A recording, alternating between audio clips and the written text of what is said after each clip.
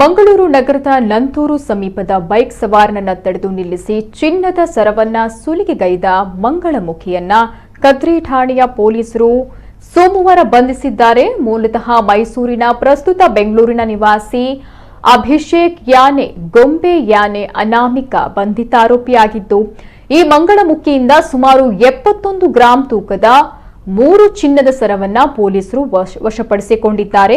ಗಣೇಶ್ ಶೆಟ್ಟಿ ಎಂಬುವರು 2 ತಿಂಗಳ ಹಿಂದೆ ತನ್ನ ಬೈಕ್ನಲ್ಲಿ ನಂತೂರು ಪದವಿನಿಂದ ಬಿಎಸ್ಎನ್ಎಲ್ ಎಕ್ಸ್ಚೇಂಜ್ ಬಳಿಯ ರಸ್ತೆಯಲ್ಲಿ ತೆರಳುತ್ತಾ ಇದ್ದಾಗ ಹಠಾತ್ ಆಗಿ ಅಡ್ಡ ಬಂದಂತಹ ಮಂಗಳಮುಖಿ ಗಣೇಶ್ ಶೆಟ್ಟಿಯ ಮುಖಕ್ಕೆ ಪೆಪ್ಪರ್ ಸ್ಪ್ರೇ ಮಾಡಿ 24 ಗ್ರಾಂ ತೂಕದ ಚಿನ್ನದ ಸರ ಸುಲಿಗೆ ಮಾಡಿದ್ದ ಬಗ್ಗೆ ಕದ್ರಿ ಠಾಣೆಯಲ್ಲಿ ಪ್ರಕರಣ ದಾಖಲಾಗಿತ್ತು.